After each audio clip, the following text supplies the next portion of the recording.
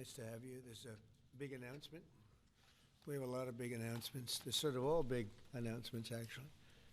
It's wonderful to be in the Oval Office. I think you probably like it the best. You like it the best for press conferences? I sort of do.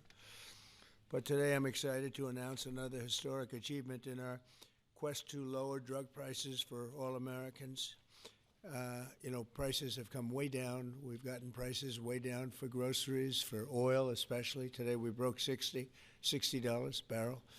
We think the oil is going to be under $2 a gallon very soon. That's about 70% lower than what it was just a year ago. So that's a big thing. And when the oil comes down, everything comes down. It's pretty beautiful to watch.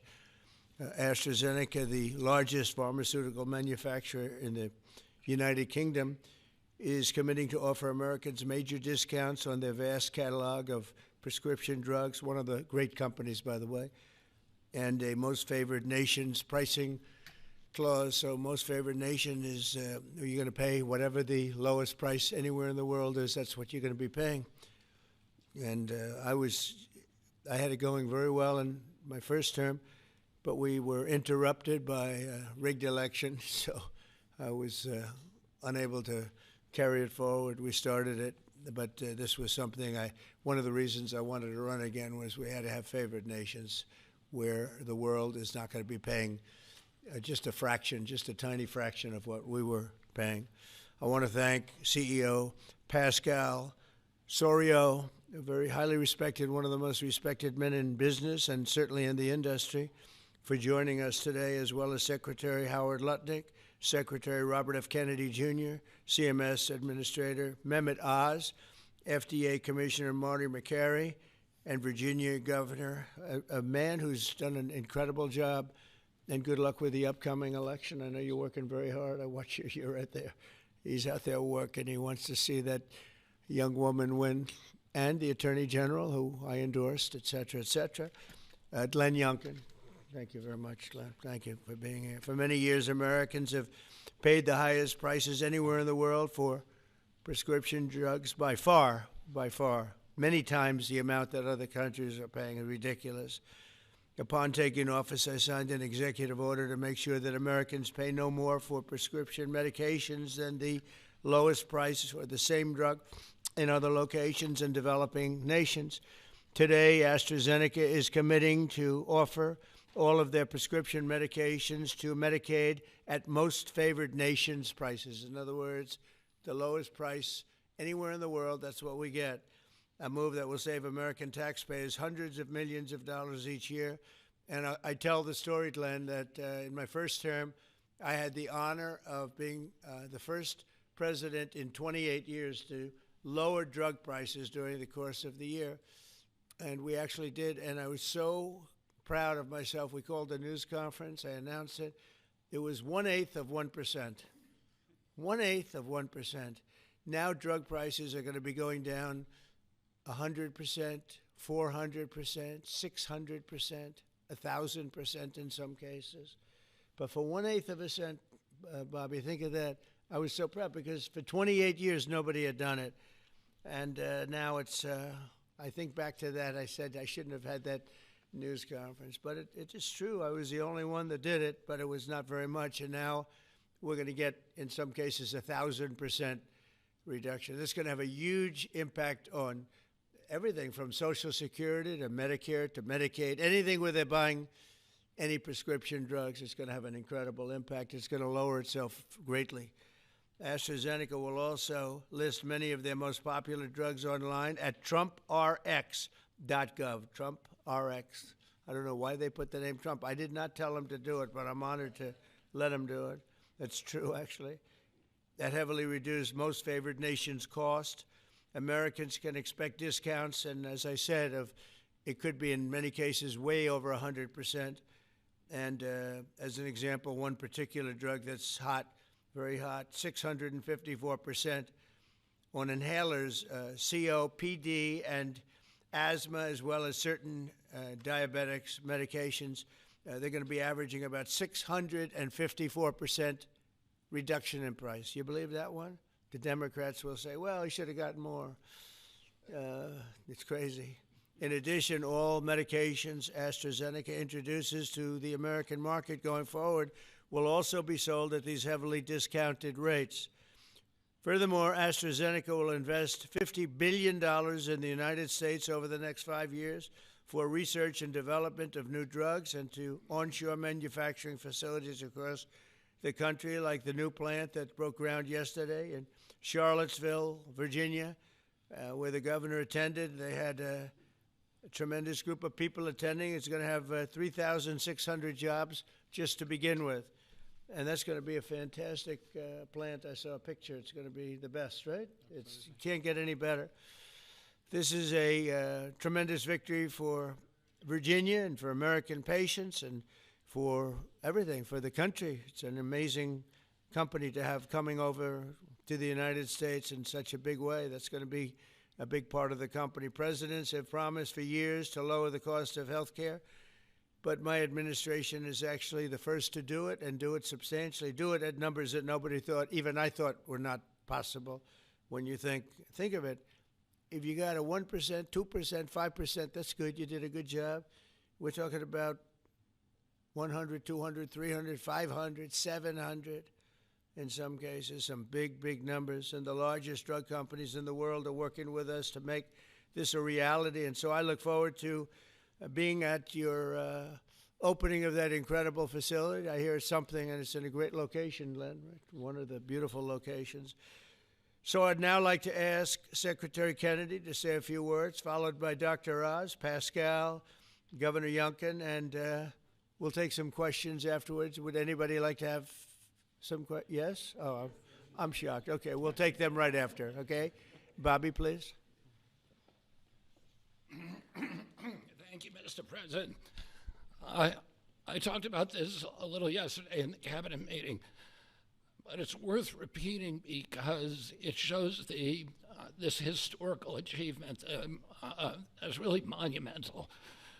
When I was in my confirmation process, virtually every Democratic senator showed me their preoccupation with making sure that we completed, that I was going to continue to get a commitment from me to continue the IRA drug price negotiations. That the IRA required the Democrats, while President Biden was in the first year of the IRA, to negotiate 10 drug prices down.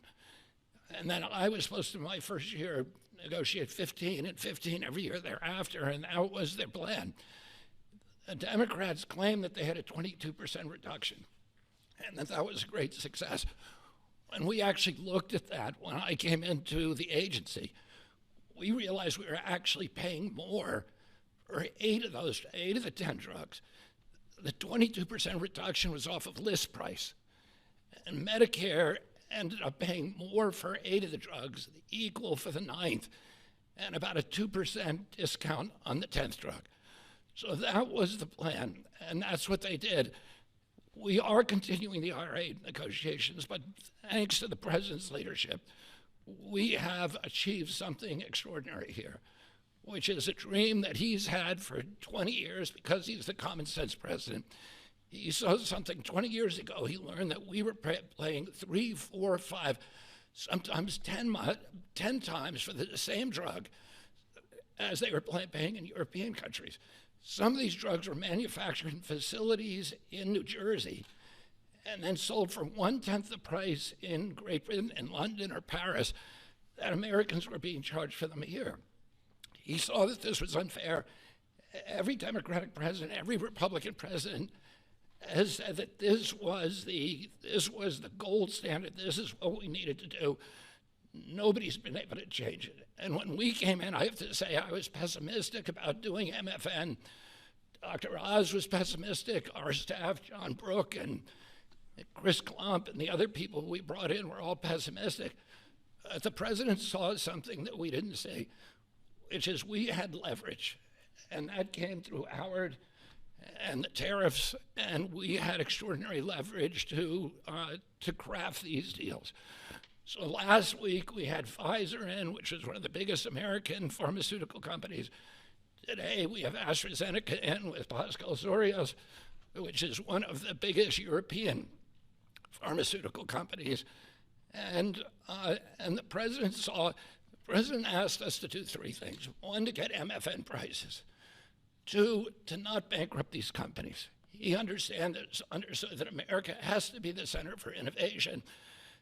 The drug industry needs to innovate, that it's critical for its bottom line, it's critical for the health of the American people. And he asked us also to make sure that those companies would keep their promise to reshore this industry. For national security purposes, for our economy, it's critical. These companies are making these drugs in the United States. We were able to achieve all those things, and partially with the visionary help of Pascal, where is he? Of Pascal Zorias, who understood that innovation and the business doesn't work if everybody is not pulling the oars, if everybody doesn't have a skin in the game. Oh, the whole world was riding on our shoulders and riding on our dime.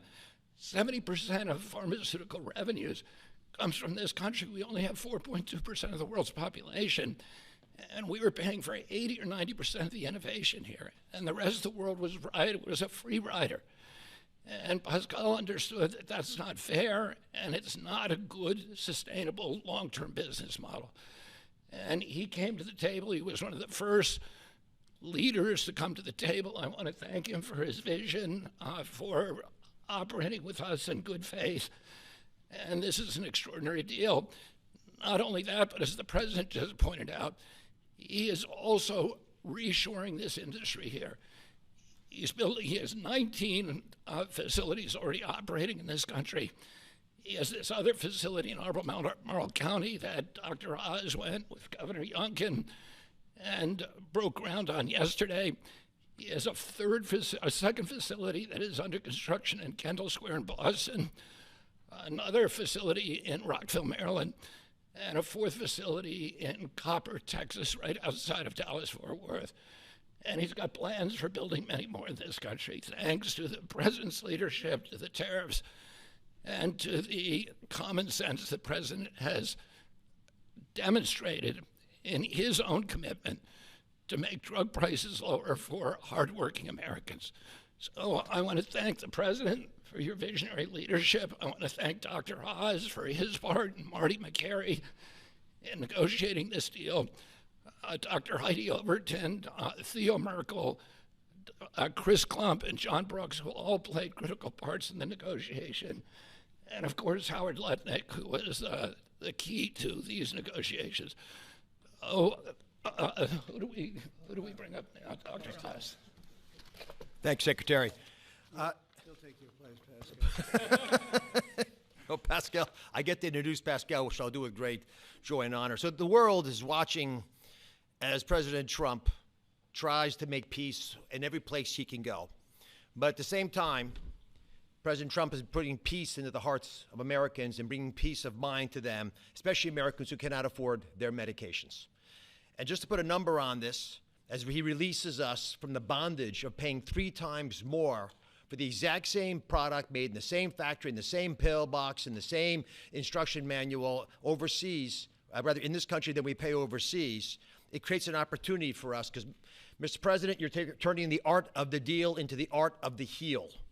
And that is something that you're going to witness today. And it's the second, we have more coming, but this is a very important one because I want to set the stage here. And Ms. Secretary, you're too modest. Secretary Kennedy did have a vision to push hard on this. He understood we could give the right medications to the right people at the right time. And there is nothing more maha than giving folks life-saving medications in a timely fashion so you prevent illnesses and treat other ones that have already occurred. You save lives that way. That literally is what was on the line as we began negotiating these. So let's set the stage. Where are we right now? Why this order?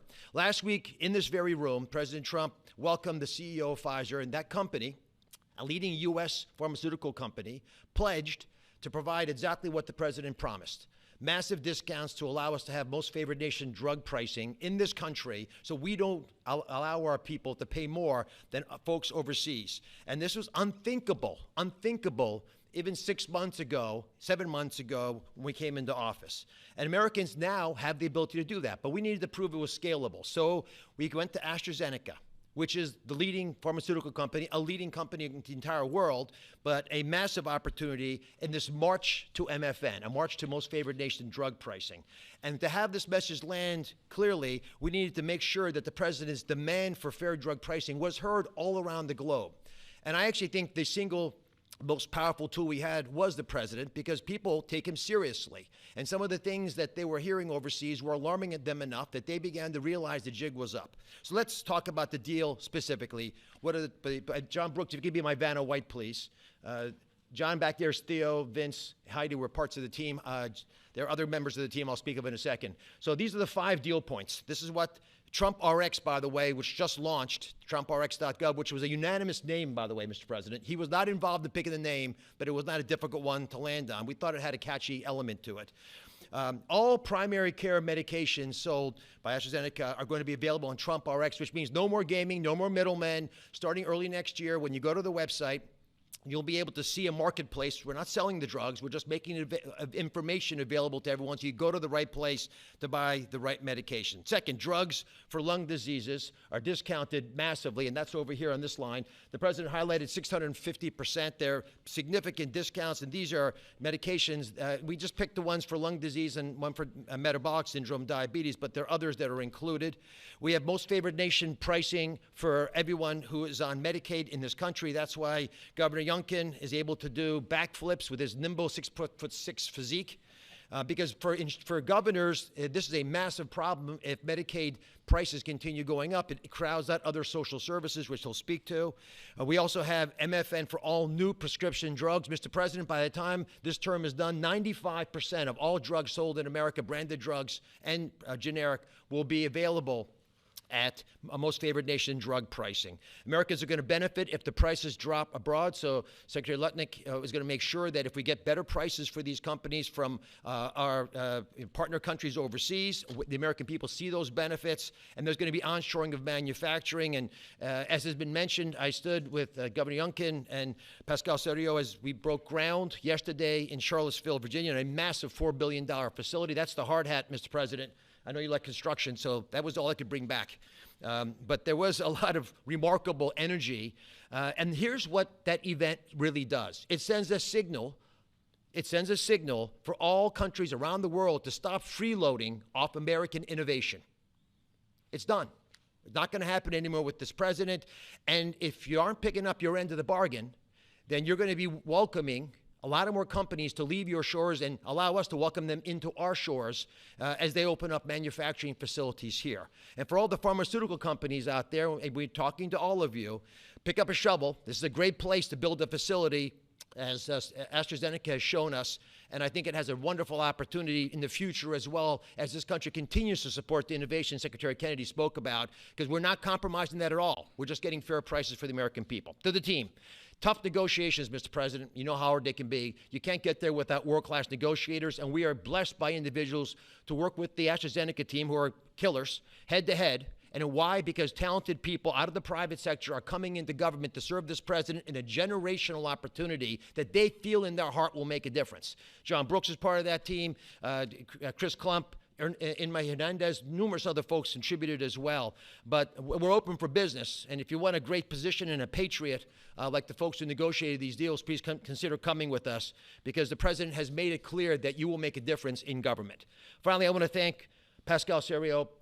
Pascal is an interesting, almost enigmatic individual. He's the CEO of AstraZeneca. He is born in France, Australian citizen, knighted in Great Britain, running their largest pharmaceutical company. So you figure out the lineage. But one thing I know is a very, very smart man who came here early on, took the president seriously, and he recognized the inherent unfairness of the European model of global freeloading off our innovation. He appreciated the challenge, and he wanted to be part of the solution. So Pascal, take it away. Thank you so much. So, President Trump, it is really a pleasure to see you again, since I had a chance to meet you last time you visited the UK for your state visit. I know the King actually kept you late during the night, during your visit, late up at night. And I must thank you, actually, for returning the favor. I can tell you, you've kept me up at night and my team as well. But it has been really worth it. It's been worth it because today I'm really excited to announce AstraZeneca's commitment to your vision for a healthy America. Great leadership is about having an ambitious vision that can energize people, and you appoint a very talented team that can deliver on this. Your vision is exactly that. It is about lowering the price of medicines for American patients while ensuring that America remains a global powerhouse of innovation in biopharmaceuticals. And that's not easy to do. We need to keep inventing the technologies and the products that will cure disease. But you actually gave us a key, equalization. That's an important word. Yeah. You've assembled a remarkable team, actually, that together with us found a way to deliver on your vision.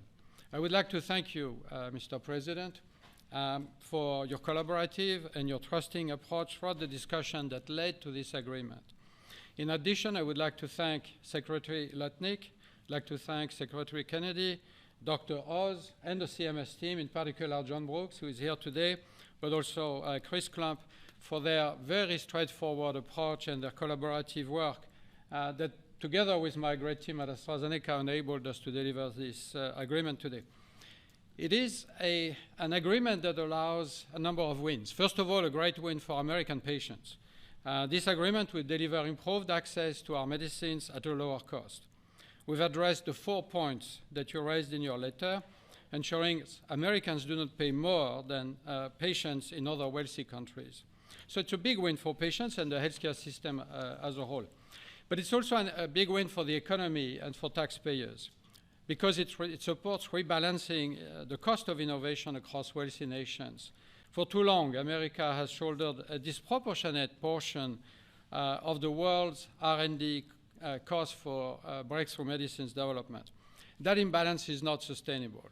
It had to change. And equalization levels the playing field, with wealthy nations contributing their fair share to the cost and the risk associated with biopharmaceuticals R&D. And I would say it's also a big win for state budgets because these Medicaid price reductions will have an immediate impact on Medicaid budgets and provide substantial relief to state budgets. Finally, your vision also secures America's strong position in life sciences and the onshoring of critical innovations and manufacturing.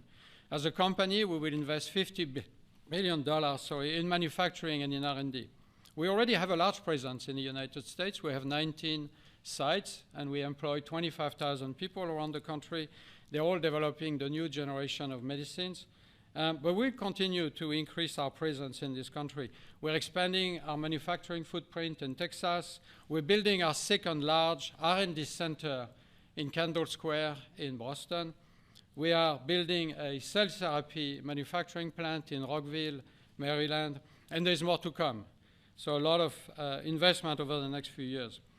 I want to say that I appreciate very much Secretary Lutnick granting us a 3-year tariff exemption to localize the remainder of our products. Most of our products are locally manufactured, but we need to transfer the remaining part to this country.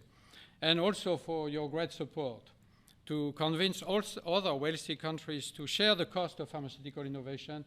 It is an important part of this agreement, rebalancing and the cost around the country, around the world. Yesterday showcased our commitment to the United States with this $4.5 billion investment in the beautiful Commonwealth of Virginia to manufacture what we call API, active ingredients for our medicines, but also antibody-drug conjugates that are such a critical part of the future treatment of cancer care, what is called smart chemotherapy, targeted chemotherapy. I want to thank Dr. Oz for joining us for the groundbreaking ceremony near Charlottesville, together with Governor Youngkin. And I actually love your AstraZeneca hat. I know you wanted to bring a shovel, but didn't make it to this beautiful room. I have to say it has been a really a great pleasure to work with Governor Youngkin and his team, in particular Secretary Segura, on this investment. Like you, President Trump, they are deal makers that move at the speed of business. And it's very important for us company to be able to work with people who understand who we are and move very fast. Our new facility will be a great example of Virginia supporting domestic production of medicines for America enhancing national security in pharmaceutical supply, but also create thousands of highly skilled jobs. Governor Youngkin gave me a beautiful Virginia flag that we will proudly fly alongside the American flag in front of our new facility. So AstraZeneca's commitment to the United States is very strong, and this agreement ensures we'll make an even bigger difference for American patients. So, Mr. President, thank you again for welcoming me in this beautiful office and for making this moment possible. Thank you so much. Pascal. Thank you very much. Over to you, Glenn. Well, first of all, I just want to thank everyone for celebrating this landmark moment. This landmark moment is not just a moment to announce a new way to buy less expensive life-saving medicine, but it is a step function change in the way that Virginians and Americans can access medicines. And it is a step function change because historically there was an opaque pricing mechanism that had so many people standing between the manufacturers and the patients that no one knew really what it cost. Well, now we can go direct to consumers. And that's what Trump RX is all about, going direct to consumers, where a consumer can come and find that particular medication that they need and go direct to the company and get the best possible price. Second of all, the most favored nation clause is a groundbreaking moment. It's a groundbreaking moment because, as you've heard, that American customers have been paying 3, 4, 5 times what international customers have been paying. That is just not fair.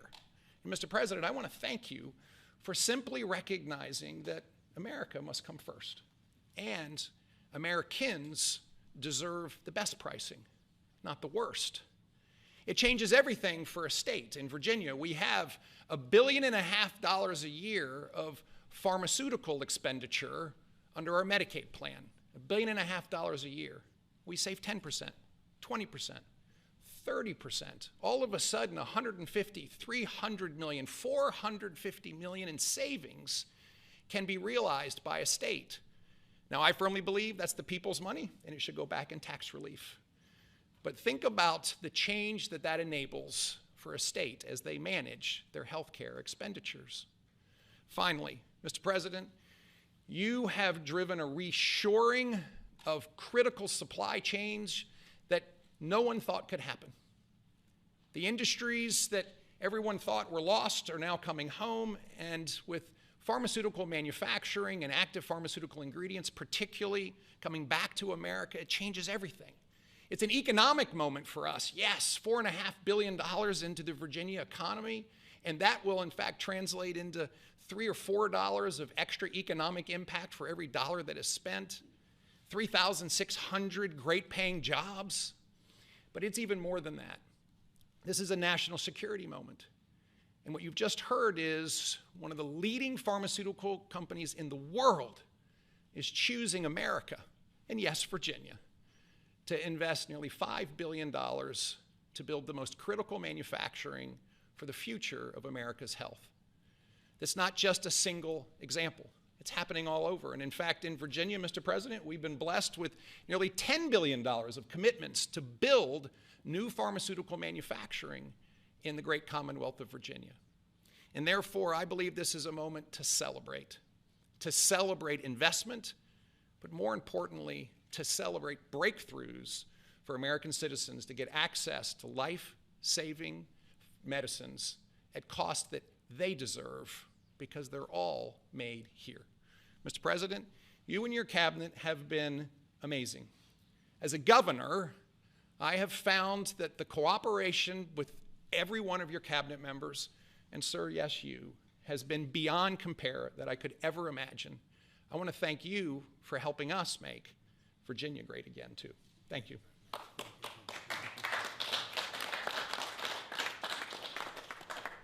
So we have, at this moment, I think we just cracked $18 trillion in commitments and investments in our country. As an example, the last administration was far less than $1 trillion for 4 years.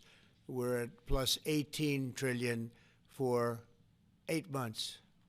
There's never been anything like it in history, in any country, anywhere in the world. So that's great. But maybe for purposes of this, more importantly, we're going to bring drug prices down at numbers that nobody ever thought possible, Glenn. I think nobody ever even thought it was possible. So we're going to be doing a lot of business, but we're going to be also numbers that when you're 2, 3, 4, 500% less.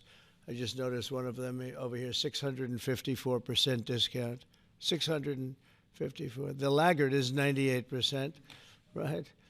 9 is that what? Wow, 96, 230%, but 654, and we have some that top that by a lot. So it's really going to be incredible, and that's going to be so good for Medicaid and Medicare and everything. Frankly, for your life, it's going to be so good.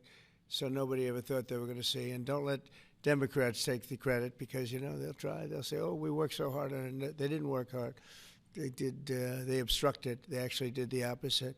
So that's really more important than even the tremendous investments being made in our country. But think of it, we cracked 18 trillion with a T, $trillion, and frankly, 1 trillion for 4 years wasn't that bad. He did less than $1 trillion, but we did that in a period of 8 months. So it's pretty record-shattering by many trillions of dollars. Any country, no matter what country you're talking about, nobody's done numbers like that. So thank you all for being here. Do you want to have a couple of questions? Yeah, please. Mr. President, one on this, if I could, one on China, if I may. First on this, could you have brought these pharmaceutical companies to the table without that 100% tariff which you imposed? Well, it's not 100%. You're talking about China might be 100%. No, I'm talking about the 100% you imposed on pharmaceuticals for that sector. I would never have been able to bring them. Now, I'm not sure that Pascal would like to say, but behind the scenes he did say tariffs were a big reason he came here, and also the fact he loved Virginia. He liked this guy. He liked me. I think the November 5th election was a very important date. We had a good election, and that was important. But yeah, he's here. A lot of. I can speak for almost everybody that's here. Most of them are here because of tariffs, because you have to understand he has no tariffs. If you build in this country, there are no tariffs. So. I want to ask you about China, if I could. Just want to confirm: have you canceled your meeting with President Xi? And no, I haven't canceled, but I don't know that we're going to have it. But I'm going to be there regardless, so I would assume we might have it. But they hit the world with something that really is not anything that people are going to do, and it was shocking. I can tell you, Howard and I and Todd, we all Scott, we were all speaking about it before, and we said, where did that come from? It was just. That was out of the blue, right? Out of the blue, they came up with this whole import-export concept, and nobody knew anything about it. So. If they roll back their export controls, the new announcement, would you roll back? Look, we're going to have to see what happens. That's why I made it November 1st. We'll see what happens, yeah. Mr. President, Go ahead, please. what else besides software could be on the table in terms of export controls? A lot more. I mean, you have software, but you have a lot more. We have airplanes. We have airplane parts. You remember that from last time. And we were just surprised at China. I have a very good relationship with President Xi, and they did that. This is not something that I, instigated. This was just a response to something that they did. And they didn't really aim it at us. They aimed it at the whole world. The whole world is subject to it. So I thought it was very, very bad. But we have many things, including a big thing is airplane. They have a lot of Boeing planes, and they need parts and lots of things like that. Steve? Israeli Prime Minister Benjamin Netanyahu to accept the Gaza deal, and what will be your message to the Knesset when you speak to them? Well, he wanted it. It's been a long time. He's been fighting a long time. He's been fighting hard. He wanted it. It's a great deal for Israel, but it's a great deal for everybody, for Arabs, for Muslims, for everybody, for the world. And as you know, on Monday the hostages come back. They're getting them now. I mean, they're getting them now. They're in some pretty rough places under earth. They're in some pretty rough places where only a few people know where they are in some cases. So they're getting them, and they're also getting the bodies, approximately 28 bodies. And some of those bodies are being unearthed right now as we speak. I mean, they're working on it right now as we speak. It's a tragedy. It's a tragedy. No, he was Very happy with it. And I can tell you that I saw Israel dancing in the streets, but they were dancing in Qatar and Saudi Arabia and UAE and many, many countries. I saw Egypt, they were dancing. I'll be going to Israel. I'll be speaking at the Knesset, I think, early on. And then I'm also going to Egypt. They were terrific. But all of the countries were great. Indonesia was great. Jordan was great. They were all great. Everybody wants this deal to happen. What happens in Gaza the day after the hostage release? Day after what? The day after the hostage release, what happens there then? Well, hopefully you're going to have great success for, I call it everlasting success. I think you will too. I think you're going to have tremendous success, and Gaza is going to be rebuilt. And you have some very wealthy countries, as you know, over there, and it would take a small fraction of their wealth to do that. But and I think they want to do it. And we're also setting up, as you know, a board of peace. It's called the Board of Peace. I don't know if that's the final name, but the word peace is definitely in there. They have asked me if I chair it. We'll make sure things go well. And how confident are you that the ceasefire will hold? I think it'll hold, yeah. I think it'll hold. They're all tired of the fighting. Don't forget, you had October 7th, which was a horrible day, 1,200 people killed. But Hamas has lost 58,000 people. That's big retribution. That's big retribution. People understand that. So, no, I think they're all tired of fighting, and this really gives the whole Middle East. This is beyond Gaza. Gaza is very important, but this is beyond Gaza. This is peace in the Middle East, and it is a beautiful thing. You know, it's a term that you and I have been hearing since we were very young, right? And now we have a chance of really having that. And as you know, most of the countries have passed all these resolutions. Every country is there. Iran came in. I was very happy to see that. I was very honored that Iran came in. They said they support it. Russia came in. President Putin, he supports it fully, very fully. So I was happy to see even countries that weren't necessarily involved in the process, they all support it. I don't know of anybody that doesn't. And I've never seen happier people than many of these places, not just Israel. Many of these places, they're all dancing in the streets. I've never seen anything like it. Yeah, go ahead, please, in the back. Thank you. What guarantees did you give Hamas to persuade them that Israel will restart the bombing campaign once the hostages have been exchanged? What did I do with respect to them? Well, you know, I spoke a little bit tough, and that's what would happen. I mean, you have to speak tough. That's a tough world. That's a tough, as they say, neighborhood. And they're tough people. They're very tough people, and they're smart people. They're good negotiators. They have a lot of things going. They put that to good use. They're going to be very, very successful. But they knew the retribution would be tremendous, unsustainable. It would have been unsustainable. It would have been complete obliteration, and they didn't want that. And nobody wants it at this point. They want to get on with rebuilding the entire Middle East. It's not only Gaza. It's going to be the entire Middle East.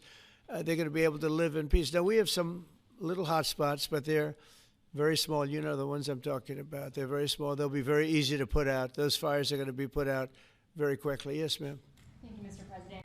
Talking about the Middle East still, going to the phases that come after this first phase, is there a consensus on the additional points in your plan, or are the details still being fine-tuned? I think there is consensus on most of it, and some of the details, like anything else, will be worked out, because you'll find out that when you're sitting in a beautiful room in Egypt, it's easy to work something out, but then sometimes it doesn't work from a practical standpoint. So certain little things, but for the most part, there's consensus, yes. Do you intend to hash that out when you're in Egypt? I might, yeah. I mean, I'll be there because I'll be going to, I'll go to Cairo. I think that's where we're going, as opposed to the place of the signing. And we have a lot of leaders from all over the world coming too. They've been invited. And then I'm coming back, I believe it's Tuesday night, for Charlie Kirk, a friend of mine, a friend of all of ours, a friend of a lot of the people right here.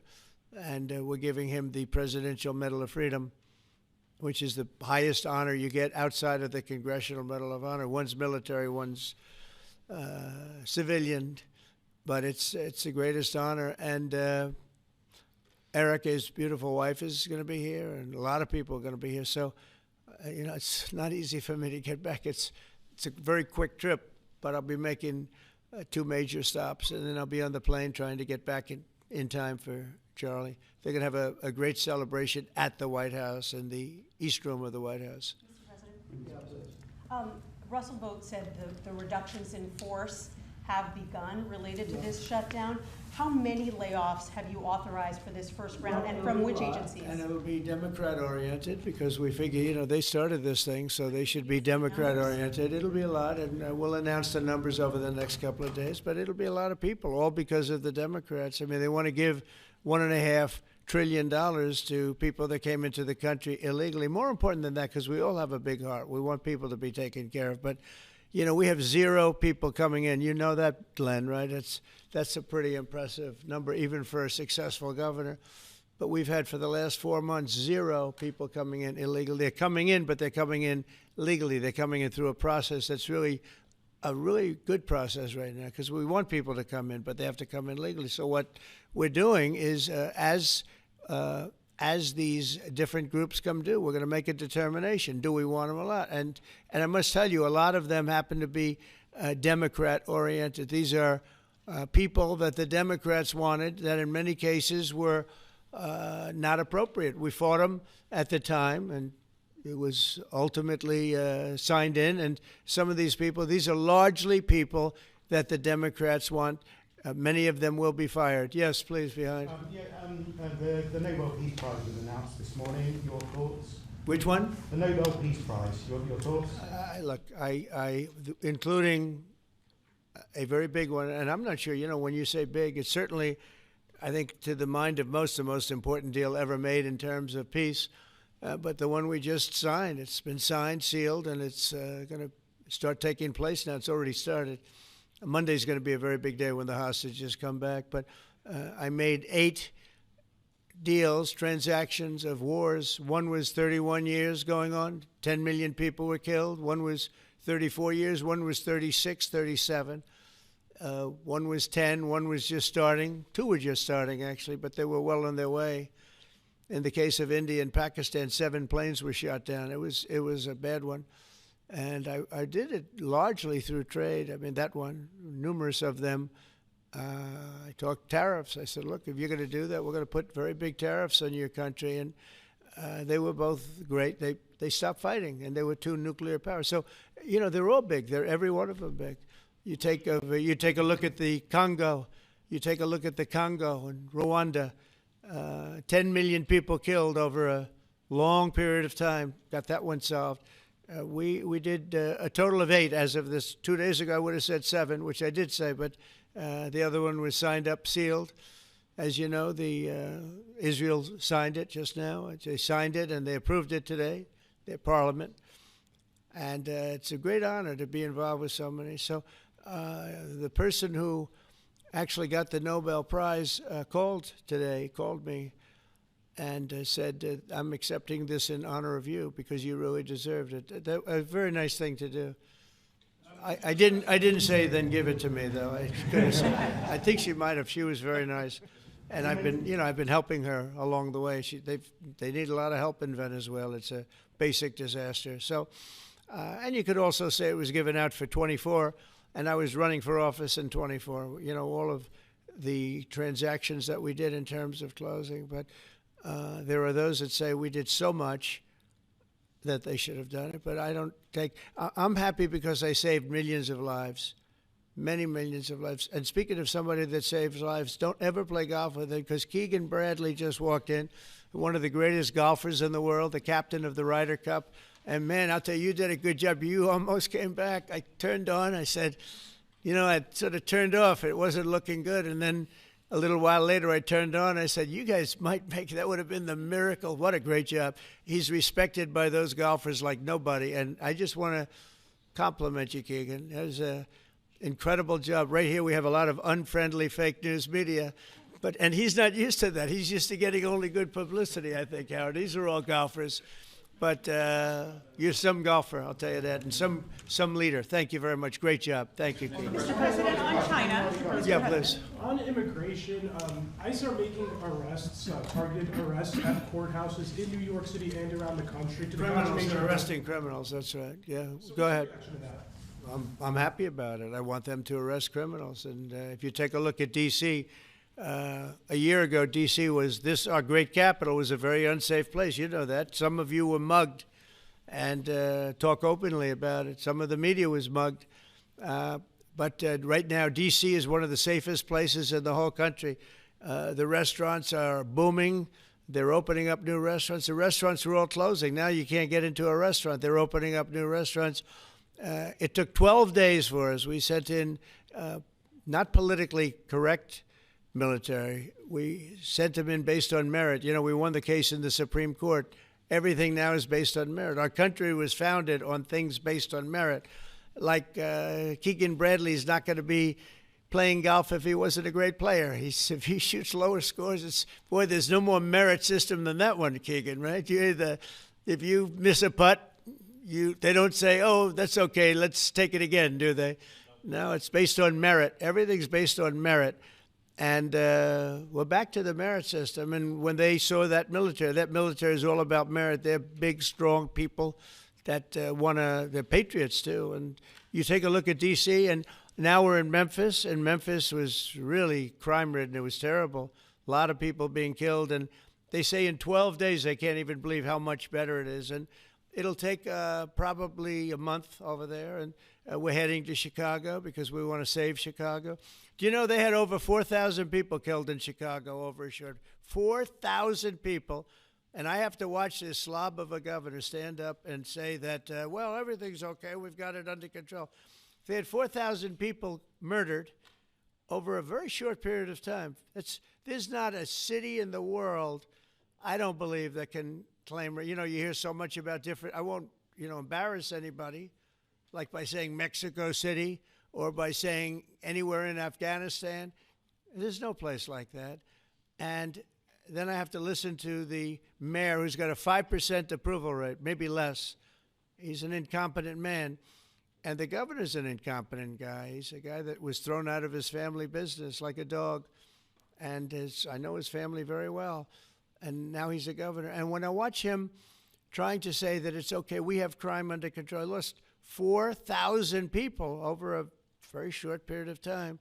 I believe it's like 7,000 people were shot but didn't die. But 4,000 people died. And then he gets up and talks about how it's not a problem. Or Portland, Oregon. I mean, every time I look at that place, the place is burning down. There's fires all over the place. When a store owner, there are very few of them left, but when a store owner rebuilds a store, they build it out of plywood, and they don't put up storefronts anymore. They just put wood up because they know it's going to be ripped down. And then I hear how wonderful it is. It's not wonderful. It's a disaster. That's almost an insurrection, that place. So we put our people in there, and they do the job, and they've really done the job. And the beautiful thing is we've done it. 12 days we had this place safe, and now it's, I would say within a month, it was beautiful. And it continues to be. That was 3 months ago.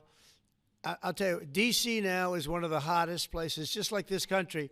We were a dead country, and you've heard me say it 100 times. We were a dead country. King of Saudi Arabia said it. Others say.